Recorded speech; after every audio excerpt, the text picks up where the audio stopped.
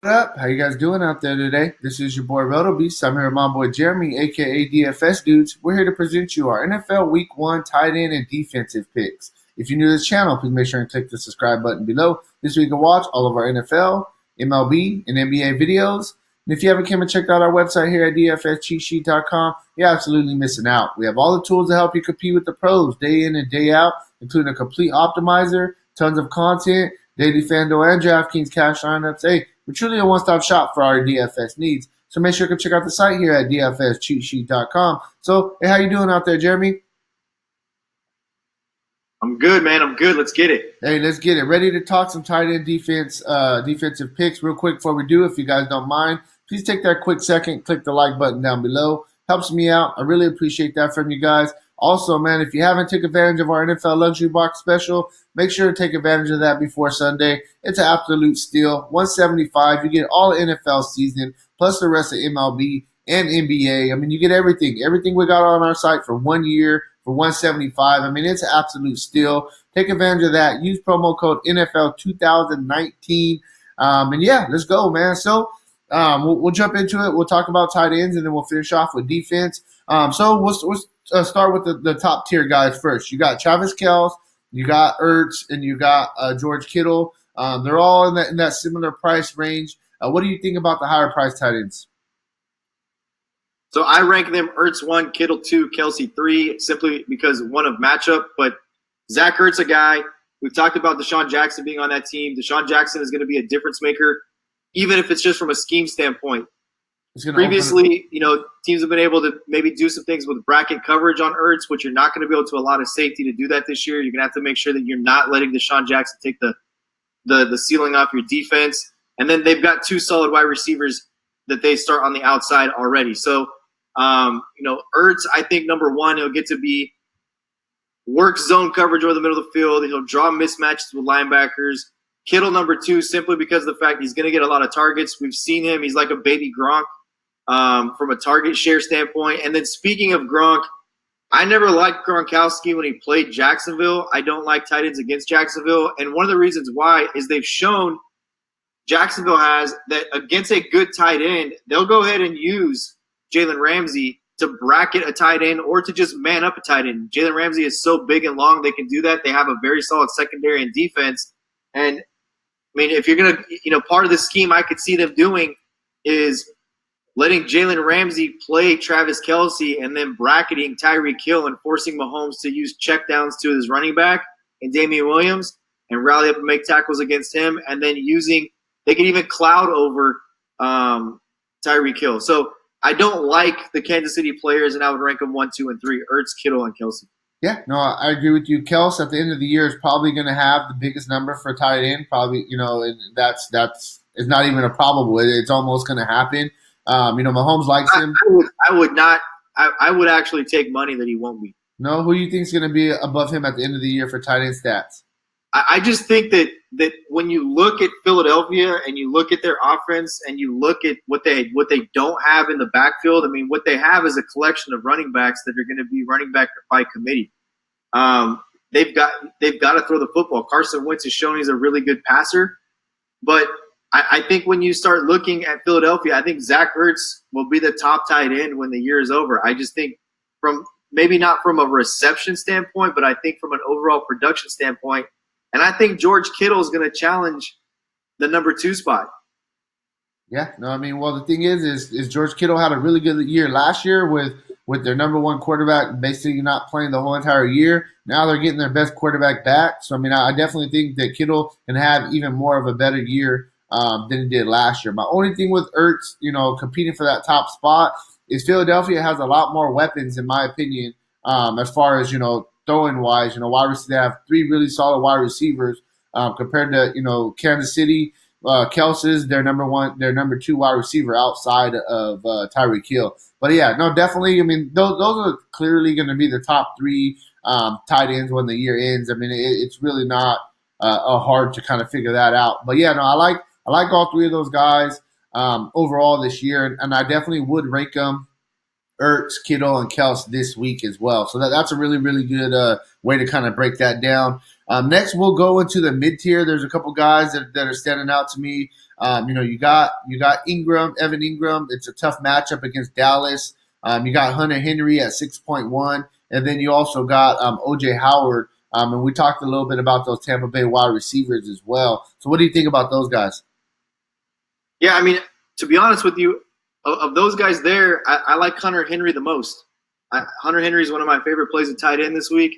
I just like Hunter Henry quite a bit. I mean, you get the guy back. He's healthy. When he played in his first year, when he had such a big year, he had to challenge Antonio Gates, first of all, for shares. I think that Hunter Henry is the most productive. Everybody is on the talent of Evan Ingram, and I don't know if they're on the talent of Evan Ingram or it's just by default that there's not a lot of weapons left and somebody has to make up the receptions and targets that went to Odell Beckham Jr. O.J. Howard, a lot of upside with this guy. He's a talent. We'll have to see. I'm in a wait-and-see mode with Howard. I'm a show-me guy, man. So, he hasn't shown me that he can be that next-level type tight end. And Hunter Henry has shown the upside that he has, especially a guy that can run the middle of the field on your stick routes and your wide read routes. So I like Henry quite a bit. Yeah, for sure. And lastly, two guys in the cheaper end who I feel are a little bit underpriced. Well, we could throw three guys in there. First guy we'll throw in there. What's your thoughts on Njoku this week? We talked a little bit about the Browns receivers. Do you like Njoku as a play this week? I think Njoku is a really good play. He's a huge target, right? He's a big man for one. And you talk about the weapons that this team has. Njoku is a cheaper version of a Zach Ertz, if you ask me, because you've got Odell Beckham Jr., you've got Landry, you've got I can't think of the other receiver's name that plays in the slot for them. Slipped my mind, but you've got three solid wide receivers, and then you've got Nick Chubb, right? And then by the way, you've got this huge, enormous, athletic tight end named David Njoku who can do all the things, be a red zone target, run the middle of the field, mismatch against a linebacker, mismatch against a strong safety. So, I do like Njoku quite a bit as well. I think that you're right. His price is he's underpriced this week. And so, quick question. So do you like Njoku more or do you like Austin Hooper more? They're basically in the same situation. I mean, they have a ton of weapons around them, so I feel like the middle of the field is going to open up for them. Who would you take this week out of them two? I know we talked about Minnesota's defense being, one of the better defenses this year. We think is going to kind of go down. So do you like Njoku or you like Hooper more? So let me ask you a question. Go ahead. What's the biggest game Austin Hooper's ever had? I don't know number-wise exactly, but, I mean, he's had a couple of good games. You got the numbers in front of you? So last year against Pittsburgh, 12 targets, 9 catches, 77 yards. Okay. The following week against Tampa Bay, 10 targets, 9 catches, 71 yards, a touchdown, 17.6 fantasy points. That's his biggest week. Okay. That's his biggest week. Right. I get you. And Njoku had two touchdown games, right? Not just that, but, I mean, you've got Calvin Ridley, who's not a rookie anymore. Right. You still have Mohamed Sanu. And, oh, by the way, you've got Julio Jones. So is he the third option? Is he the fourth option? You've got Ito Smith, who's going to be a third down guy. You've got Devontae Freeman, who was like a two-down back and was very explosive out of the backfield. So where's Hooper as far as options go? Right. I'm going to tell you right now, week 1 of daily fantasy is so crazy to me because all of the majority of the coverage on fantasy football leading up to week 1 is about season long. So guys who may be a solid, serviceable, play for you to draft in your season long league, they get a lot of hype and their ownership, in my opinion, gets inflated in week 1. Austin Hooper, I think, is a serviceable player for year long. I don't think Austin Hooper is going to win somebody $1 million this weekend by getting 10 catches for 100 yards and 2 touchdowns. Right. No, that makes sense. So I'm going to move on to the last guy that I'm going to quickly talk about. And I feel like this is a guy that could win you, $1 million. He's just dirt cheap. You're talking about Greg Olsen. I mean, 5.2. We know how much Cam Newton likes Greg Olsen. And this is just an absolute dirt cheap price tag. I mean, what do you think about Greg Olsen? Greg Olson's interesting. He's very interesting. He's a red zone target. You know what I mean? Even though, he's, in my opinion, their number one wide receiver. They don't, the other guys are just, they have some little dudes that just kind of run deep. I like Olsen. I mean, the price tag, I just seen the price tag and I was like, oh, I got to mention this guy. So you're right. He's probably the only receiver on the roster that Cam Newton trusts. And that's what he is. He's Cam Newton's probably most trusting wide receiving option, even though he's a tight end. I just don't know. I think that excuse me, a lot of people are going to take a wait and see approach with him. But this guy is. Let's not forget, before he breaks his foot, we're talking about Kittle and Kelce and Ertz as the top three tight ends possibly this year when it's all said and done. Greg Olsen has all the talent those three guys have as well. Right. And that's why like how you're saying, a lot of people are going to take a wait and see approach. And I understand why they're doing that. But when you're getting a guy that has the upside as the top wide receiver at 5.2, he's 2,000 less than some of the other guys. It's like you're going to take a wait and see approach. He's going to do good, and the price tag is going to jump up like crazy. I just feel like it may not necessarily be the best matchup, but it's just dirt cheap price tag. Like, what do you really need for him to get value, Well, let's just compare it to this really quick. We loved Jimmy Graham yesterday. Right. And in fact, I recommended putting Jimmy Graham in your MVP spot or your captain spot in your single game lineups, right? So we loved him because new offense, second year with Aaron Rodgers. The guy had the pedigree of tearing up the league in New Orleans, very solid in Seattle, and then a down year last year, right? So bounce back type deal for him. Greg Olsen, I think, is in a similar type situation. It's going to be the second year with Norv Turner in this offense. He had two very frustrating years where he broke his foot and then re-broke his foot. And I think he's at the point in his career where it's all out, right? It's balls to the wall. Because I think if he gets injured again, he hangs it up. So I don't think you're going to see this guy leave anything on the table. He's not going to leave any gas left in his tank. I think he's just going to go out and go balls to the wall, ball out. If he happens to get hurt, he knows it's probably it for him. Right. Yeah, no, for sure. So I think Greg Olsen is a good play at the price tag. Let's move over to defense. Defense is the position that it's hard to judge defenses on a weekly basis. What defenses are good, but when it comes to defenses, you're looking for sacks, you're looking for interceptions, pick sixes, maybe a kickoff return will help you out. Defensive wise, who are you looking at defensive wise this week? Look, the Los Angeles Rams with the loss of Ndamukong Suh and LaMarcus Joyner, you could look at that and be like, okay, that's a big piece missing out of that defensive unit. But you've got Aqib Talib and Marcus Peters, Aqib Talib healthy. Right. You bring in Eric Weddle, your safety spot, pedigree player, and then you add Clay Matthews. So I think that I think the Rams can get after the passer here. I know Cam Newton is mobile, but one thing to think about here is he does have a sprained foot that he says he feels okay on. Maybe he's not as mobile as he was. I love the Rams. Look, Linval Joseph, I mentioned him last night.